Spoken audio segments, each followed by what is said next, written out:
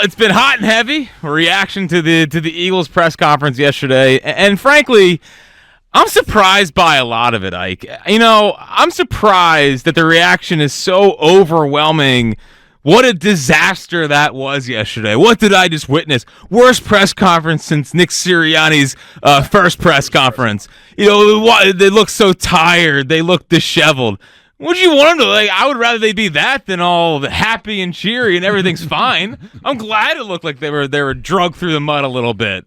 Like they've been staying up, worrying themselves to death. Yeah, I've been shocked, frankly, by the reaction, because my reaction a day later after listening to it again, went home and watched it again, so that was a great time. Oh, yeah. Was that yesterday was a great day for the Eagles. Great day. Yesterday was a great day for the Eagles, and I got three reasons why. One, and the thing that I cared about the most, I ranted about it at the beginning of yesterday's show. I didn't want to hear anything about some kind of offensive collaboration. And I know Nick tried to do the whole, it's the Eagles offense. No. You said you want a guy to come in here, run the offense, be the play caller, and help fix the quarterback. That's getting Nick out of the offense.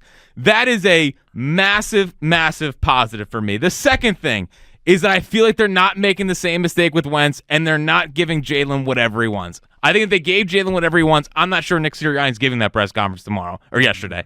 So I think they stood strong on Jalen. And the final thing is they got Vic Fangio, who we've been trying to find the Fangio disciples. Well, they got the guy. They got him out of South Beach. I thought yesterday was a great day for the Eagles. Well, I mean, listen, I don't know if I would go great day for them. I certainly don't think it was as bad as some people are portraying. It was, there's certainly some moments throughout the press conference that, some of the answers may have made you cringe a little bit and make you scratch your head like, well, hold on, what? What is it that you do again? Like, yeah, I certainly understand that. That wasn't one of the finer moments for Coach Sirianni in that press conference yesterday when being asked what would his basically responsibility be as the head coach if you're not calling the plays on either side of the ball. So I get that. But in all reality, it didn't hit me the way it hit some other people because that's sort of the role that I thought he was always in. It wasn't until this year where I thought things wasn't going as smoothly and they wanted to do some other things that he was almost forced to sort of have some input on that side. See, once Shane Steichen had taken over the play calling, he wasn't forced to have to do anything. He didn't have to shoehorn his way into the offensive game plan and play calling and decision making and undermine Shane Steichen. Shane Steichen had it pretty much under control.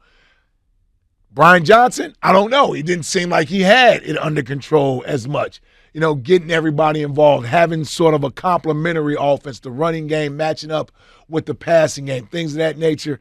And then eventually, Nick Sirianni interjected himself, and it didn't make it any better. Not only that, it may have, caused a disconnect between your quarterback, you, the OC at that time, which also may have trickled down to other guys on the offensive side of the ball. I always looked at this team. There's two different issues. I always thought defense was a talent deficiency over there, as well as some schematic things. But offense, we all presumed it was the strongest part of the team, had the most returning players on that side, and we can all agree that the majority of the talent is on that side of the ball, so why couldn't they get things fixed? And I thought it had more to do with being on the same page with each other and being collaborative versus, I think this would work. I don't like you calling that play call. Why are you more involved now? You weren't as involved earlier. Those type of things.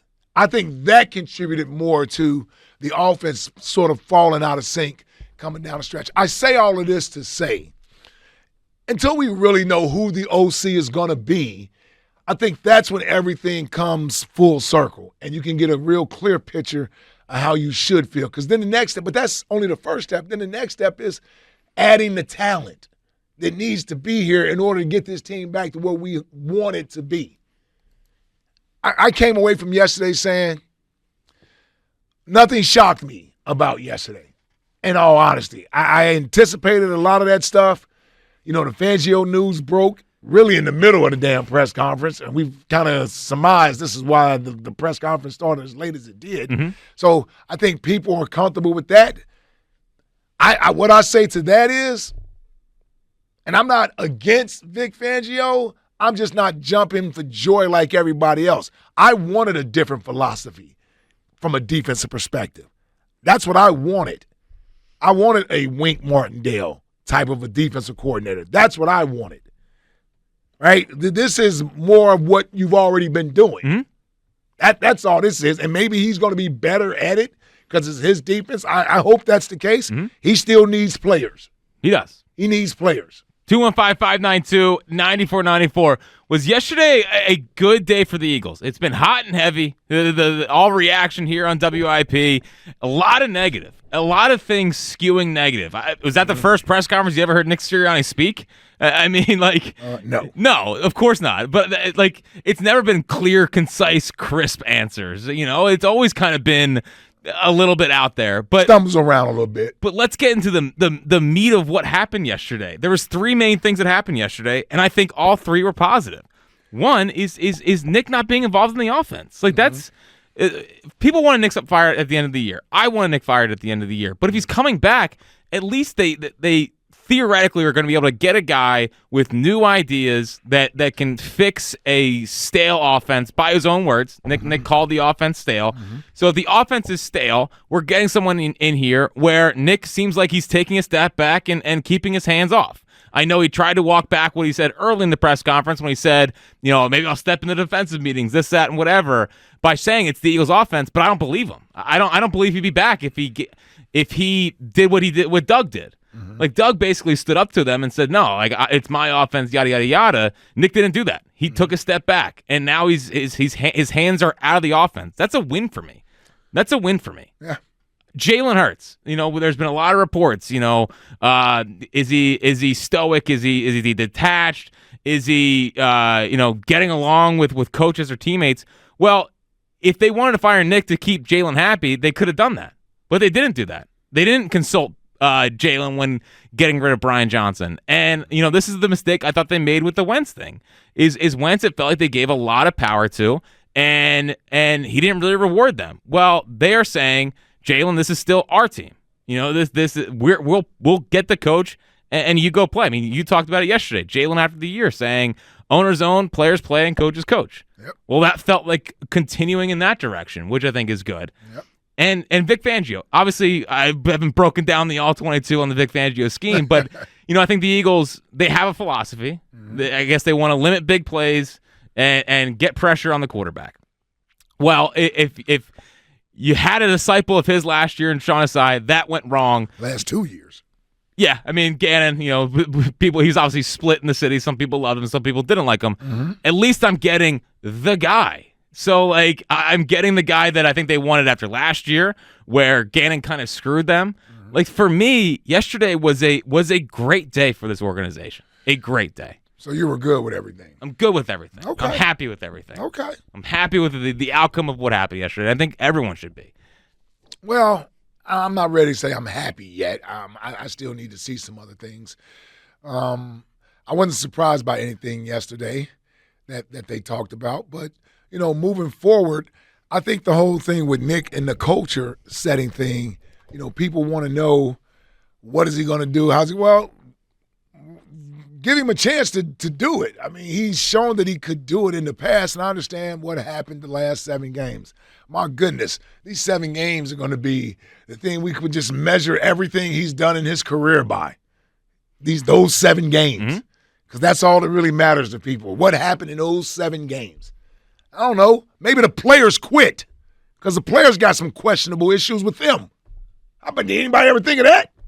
It's been talked about a little bit, but yeah. Man, it's not talked about enough. Unless you think the organization doesn't know what they're doing by keeping Nick. Because if he was that bad for the culture and was a major reason why this thing collapsed coming down the stretch, and they still decided to keep him, then that says something about the organization. Mm-hmm. Yeah. And that doesn't make a lot of sense to me. It doesn't. It would lend that the Eagles believed it was more on the players than the coaches. Yes. And I agree with you. Yes. But at least his hands are out of the offense. That's what I cared the most about. And the culture stuff, that'll come. We'll figure that out next year. Well, guess what? If the OC hadn't been good last year, then maybe his hands would have never had to be in the offense. Right. When the OC was good, his hands wasn't in the offense. He had no problem with it. He didn't meddle. He did what he typically does, and he ran a good culture, right? Could we all agree with that? When he didn't have to focus on offense and get involved with that, he had a good culture. Mm-hmm. We can agree on that, right? Mm-hmm. Okay, so maybe the OC not being as good as we thought he was going to be as a first-time play caller at this level forced Nick Sirianni to be more involved on the offense, and that took away from everything else that was going on. So to your point, he doesn't have to do that anymore. He can get back to focusing on shooting hoops, playing one-on-one, ping pong, whatever the hell it is he does. Yep. No, I'm only half joking there. Like we act like these things aren't the things that make players want to come here, play for him, enjoy going to work every day.